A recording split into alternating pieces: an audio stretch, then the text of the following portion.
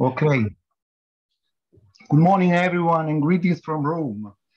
I want to thank you, Professor Aronson. I am delighted to be here and truly honored to be part of this event. Thank you. Thank you for inviting me and making it possible for me to participate. My name is Fabio Vanorio. I want to Adam. I want to start the video. Okay. My name is Fabio Vanorio. I've been serving the Italian Ministry of Foreign Affairs and International Cooperation since 1990. Today, I am the tech lead of the Policy Planning Unit in the Directorate General for Public Diplomacy. And due to my status as a civil servant, I was cleared to participate. This is why I'm using a disclaimer. From the very valuable contributions preceding this mine, I have drawn very useful insights to which I hope to add something new. The question we are trying to provide answers to in this conference is simple, and for this reason, very complicated to handle. How will immersive technologies affect nation states? I will provide 3 points to support the choice of the research question, and then 3 possible answers before drawing some quick conclusions. The 3 points are: states are experiencing a new era of geo-economic competition. We are moving beyond the geo in geopolitics and geoeconomics, witnessing the extension of mercantilism to virtual reality and the metaverse. And in the metaverse, users, through their avatars, experience an alternative life and society in virtuality. As the new buzzword in internet technology, the metaverse refers to a fusion between the physical and digital worlds and the outcome of the convergence of internet and extended reality technologies.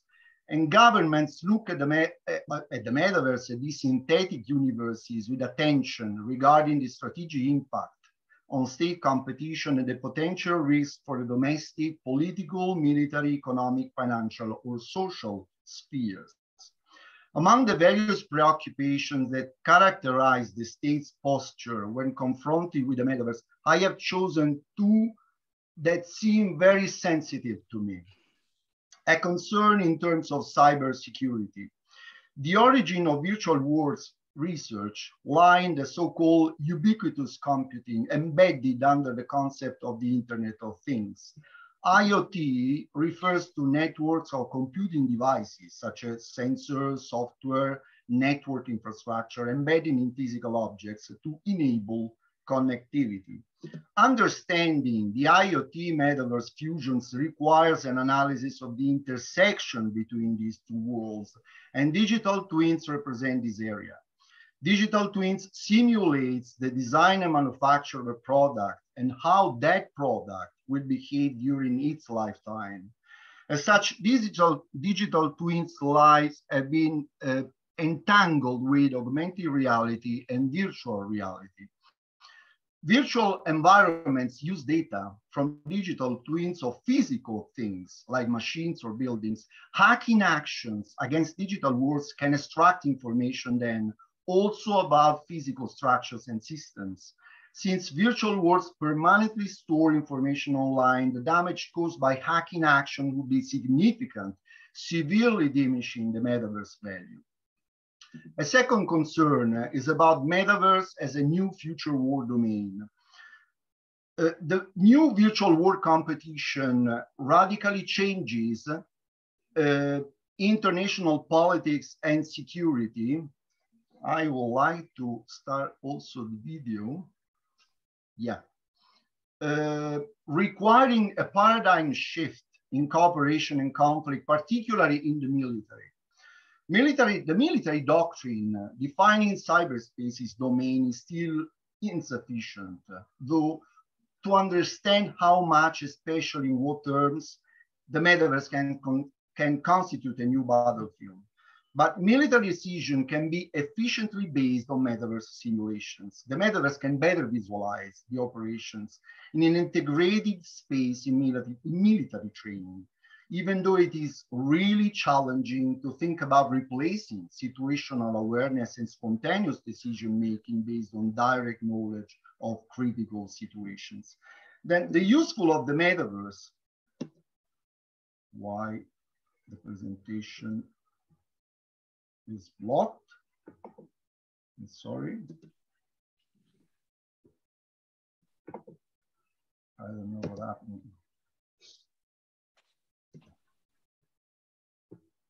Adam.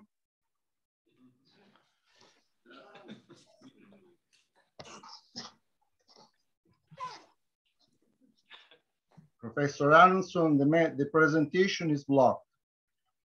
It's frozen. What can I do?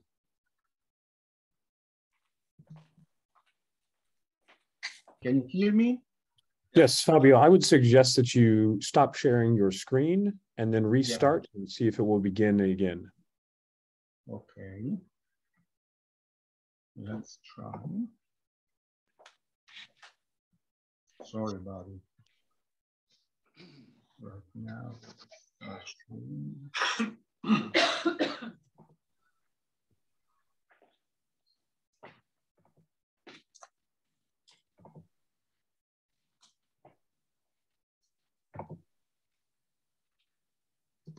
okay, thank you, Adam. The usefulness of the metaverse in the military can thus be traced back to providing a cognitive space that creates digital twins of real combat scenarios, enhancing mental warfare through subliminal attacks during the simulations. When subliminal threatening words or actions are presented, the brain reacts and produces more of an electrical response than detected neutral words. And as we said before, the virtuality of the metaverse is based on the convergence of internet and extended reality technologies. Extended reality integrates digital and physical in various degrees, from augmented reality to mixed reality to virtual reality. In augmented reality, the user is in a tangible environment enriched with virtual data, but reality maintains a predominant role over additional virtual data. In mixed reality, the user moves through an environment where real and virtual data coexist. In virtual reality, virtual data completely replaces material data. Then, if augmented reality aims to enrich reality with helpful information, virtual reality seeks to replace the real world with a simulated one. Achieving the reality virtuality duality goes through three sequential stages. From digital twins, the creation of virtual copy of physical reality, to physical virtual reality coexistence, and we have an autonomous and persistent virtual world that it interacts with the physical world thanks to the interoperability between digital platforms, to digital native contents, subjects that exist only in the virtual world, linked to the physical counterparts and supported by connected ecosystem. Then, while in the past, people and labor had to be located inside the borders to be a component of states' power, today, due to the virtuality of the metaverse, demographics and geography are no longer such a limitation. Once defined the environment in which we are moving, we can give answers to our research question about how immersive technologies will influence and shape new states' governance in the virtual world. The first answers can be private platforms in the metaverse challenge the role of the state. Large technology companies are the driving force in the metaverse development, determining in terms of commercial products, market standards, multilateral standard setting for how people socialize, learn, collaborate, and play. Then it is possible to speak of a private metaverse where the economic value of the investment is extracted from users as consumers. This is because the metaverse's growth estimates, as as other contributions already said, are abnormal, but with colossal differences among figures. The chaos in the numbers linked to the present or anticipated economic opportunities of the metaverse is impressive and linked to the fact that we are estimating something that does not yet exist today. The risk is that all the latest innovations based on gaming, cryptocurrencies, blockchain, virtual reality, non-fungible tokens, and so on and so forth, will be included in financial reports, generating numbers that are not very reliable. Statistically and logically, in order to estimate the value and make accurate predictions, one thing is fundamental, first of all, to agree on what exactly the metaverse is, and we do not know that. For this reason, in the private metaverse, the future lies in the hands of leapfroggers, actors capable of rapidly approaching the hype, balancing between system robustness and more innovation, more incredible innovation, and compressing the timing of their digital transformations through aggressive technological strategies. The second answer can be the utmost issue in the digital era is the control of personal data. Increasing dependence on large digital platforms has shifted competition toward the accessibility of big data, hampered by the phenomenon of lock-in. The more a provider manages unique elements of a digital platform, the more unbalanced the provider-customer relationship becomes. The provider can force contractual changes, knowing that an exit from the contract would be difficult and costly for the customer. Many states perceive lock-in effects as a new threat to their sovereignty, since each state tends to view data generated in its jurisdiction as under its exclusive control. To overcome lock-in effects, of course, data portability between platforms should be increased. If users can quickly transfer their data from one platform to another, switching costs are significantly reduced. In terms of data sovereignty, I would dwell on two of the many possible areas where the metaverse may have an impact. The first area is about the massive dependence of virtual reality on data. Prolonged immersion requires substantial big data, and data collection and sharing are the issues with the broadest privacy implications. Taking some numbers for available research, not mine. Commercial VR systems typically track body movements 90 times per second to display the scene appropriately. And high-end virtual reality systems record 18 types of signals through the head and hands. As a result, spending 20 minutes in a VR simulation produces just under 2 million unique body language recordings. VR also senses the environment around users, locating them within the area, tracking the movements within the room. VR produces images from the body data that the user can perceive and manipulate, whose continuous body movements are transformed into a format that the VR system can read. These data tracking mechanisms are fundamental to VR. The second issue is about limitations to regulations when applied to VR. As we already, as previous contributions already said, technologies such as extended reality and virtual reality fall largely under personal data regulations. It is worth noting some of the limitation of this legislation regarding VR. Taking, for example, the European Union's General Data Protection Regulation, the GDPR, its preemptive force relies on user consent. Suppose customers consent to use a product or service and provide explicit consent for the types of data tracking outlined in their terms of service agreement. In that case, data tracking, including granular biometric data, for example, is permitted according to Article 9 of the GDPR. What is missing? It is a clear statement about potential following uses, particularly in tracking biometric data from the hand side or spatial data from the room size. Regarding privacy, the concern is about the possibility of a later re-identification of data after it has been de-identified at the time of collection. The third possible answer can be digital citizenship in the metaverse matters. Four concepts can explain why digital citizenship matters in the age of the metaverse. The first concept regards belief groups. Metaverses will compete for citizens just as social media companies and religions compete for members and worshippers. What you see and the people with whom you share your chosen worlds will not be determined by geography and where you are, but by what you believe. Belief groups in the metaverse will disrupt global power as they attract followers.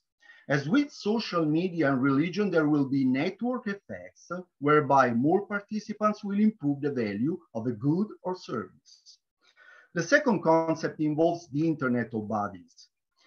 The IOB operates through devices that collect health or biometric information of human beings, enhance human functions, activating a hyper-powered human self, and exchange the information over the internet with remote databases.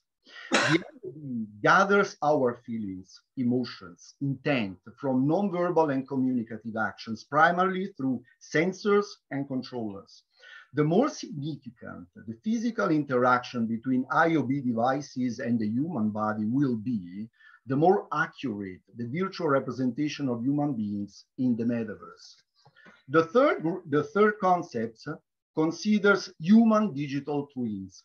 While digital twins of objects are virtual copies of physical reality, digital clones of human beings, the so-called human digital twins, will allow us to observe, study, understand, and explain human behaviors, running simulations across multiple domains of knowledge in the metaverse. The human digital twins will open a new model of knowledge extraction in the metaverse. The fourth concept deems the brain-computer interface. While virtual environments, VR, AR, MR, only provide people with a surreal experience of partial senses without sharing or interacting with all senses, the BCI will guarantee interaction and complete transposition of the individual into the virtuality of the metaverse. Since all human senses are formed by transmitting signals to the brain, BCI can fully simulate all sensory experiences by stimulating the corresponding areas of the brain. Compared to current AR/VR headset in the metaverse, a BCI connected to the human cerebral cortex, like the Neuralink interface, for example, will be an effective device for interaction between reality and virtuality. Wrapping up, the metaverse exponentially increases the immersive qualities of the two-dimensional internet. Greater immersion means that all the current dangers of the internet will be magnified with AR/VR technologies due to the influence of users' cognition, emotions, and behaviors.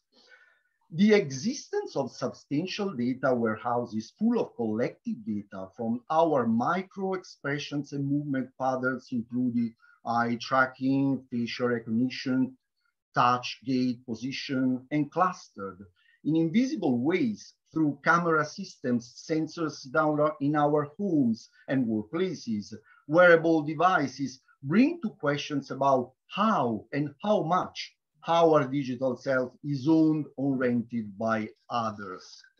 And although the unquestionable goodness of big data collection in finding new opportunities for social welfare, the delivery of personal data will require a deeper assessment of the conflicts between users' data sovereignty, corporate data sovereignty, and state data sovereignty.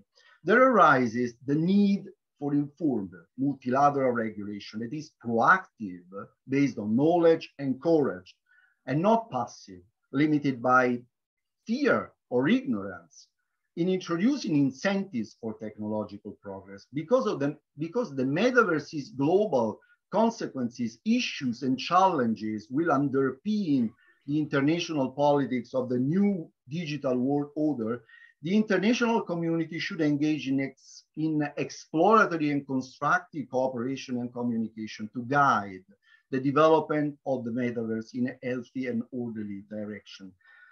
I want to thank you all for your time, for your attention, and that's all.